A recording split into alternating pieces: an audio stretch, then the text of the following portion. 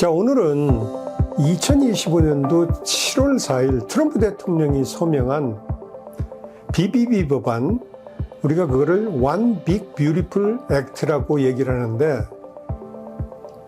이 부분에서 그 메디케이드 개편안이 우리 한인 커뮤니티에 어떤 영향을 주는지 지난 방송에 이어 계속해서 짚어보겠습니다.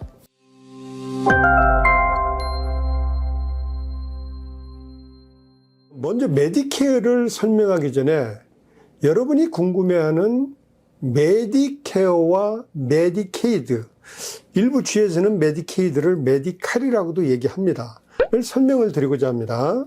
자, 먼저 메디케어는 65세 이상 시민권자나 영주권자가 미국에서 5년 이상 거주했으면 소득 수준에 관계없이 근로 크레딧이 40 크레딧 이상 되면 신청 자격이 주어집니다.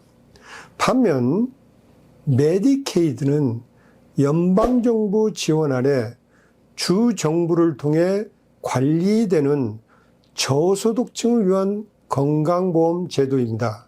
특히 그 65세라든지 65세 이상의 노인, 장애인, 장기 요양시설 입소자에게 아주 중요한 복지 수단이 되기도 합니다. 일반적으로요, 그 65세 이상들은 그 메디케어는 환자가 그 코페이만 내고 100일까지 홈케어, 그러니까 장기 요양시설의 서비스를 지원해 줍니다.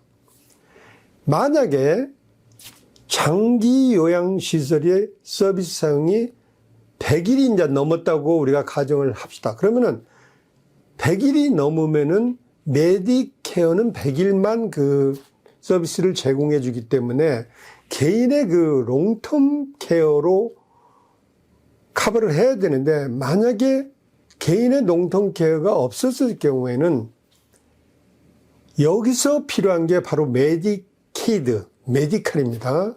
그래서 메디케이드는 본인이 비용 부담을 하지 않고 롱텀 케어, 장기 요양시설의 비용을 해결할 수 있는 유일한 방법이라고 생각합니다.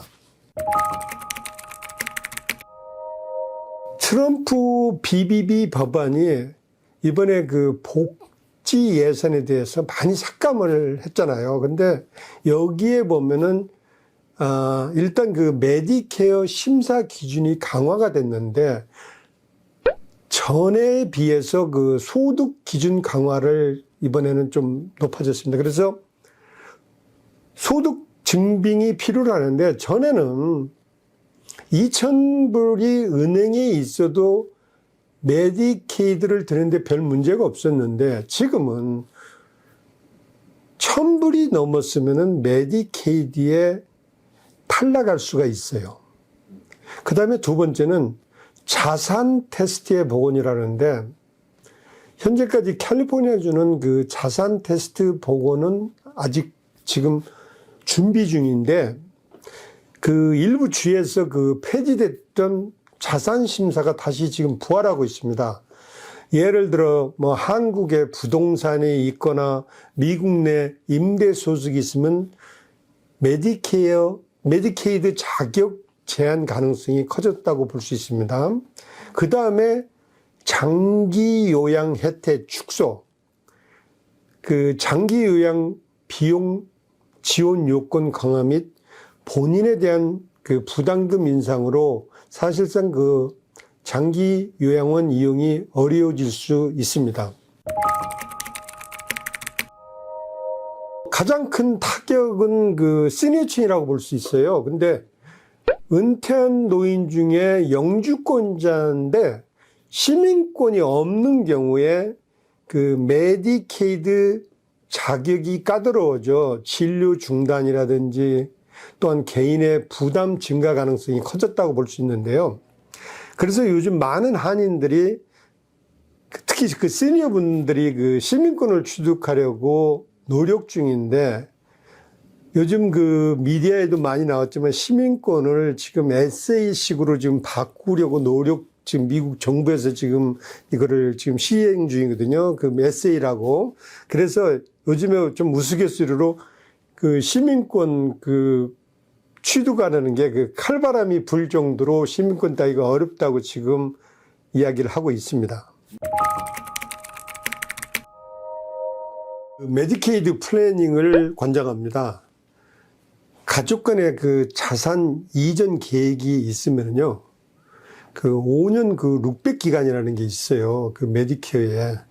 그래서 메디케이드 자격이 박탈될 수 있기 때문에 만약에 그 자산 이전에 대한 계획이 있다면, 자산이라면 뭐 집이라든지 이런 그 본인의 그 에셋을 얘기를 하는데 그거를 자녀분들한테 증여를 한다든지 이런 계획이 있으면은 그 5년 전에 그 미리 계획을 하고 가능하시면은 그 신탁 메디케어와 병행을 하는 전략도 중요해야 합니다. 또한.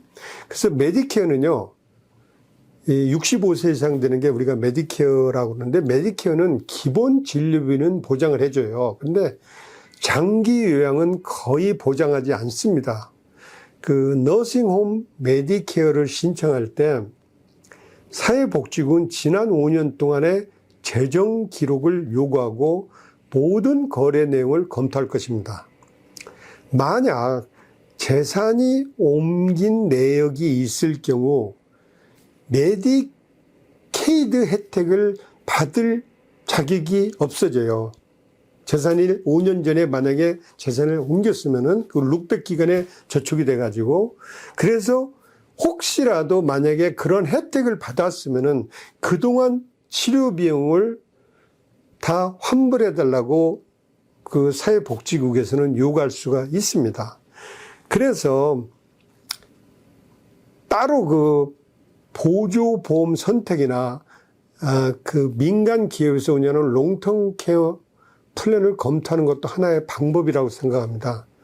주택을 소유했다고 메디케이드를 받을 수 있다고 해서 주택이 가족들을 위해 완전히 보호되는 것은 아니에요.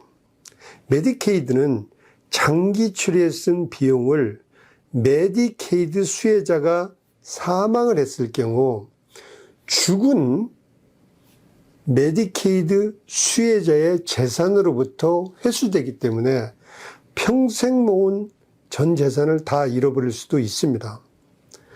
이번 메디케이드 개편은요, 단순한 그 복지 축소가 아니라 우리 한인 노년층의 삶의 질에 직결되는 변화라고도 볼 수 있습니다.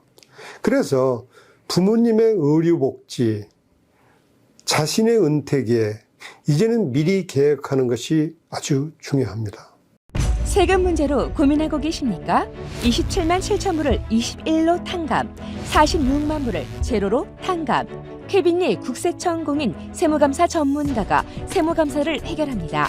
오랜 국세청 경험과 전문 지식으로 여러 가지 세금 폭탄 문제는 물론 세무 절세 계획까지 확실히 해드립니다. 국세청 세무 전문가인 저 케빈리가 여러분의 권리를 최선을 다해 찾아드리겠습니다. 213-298-4298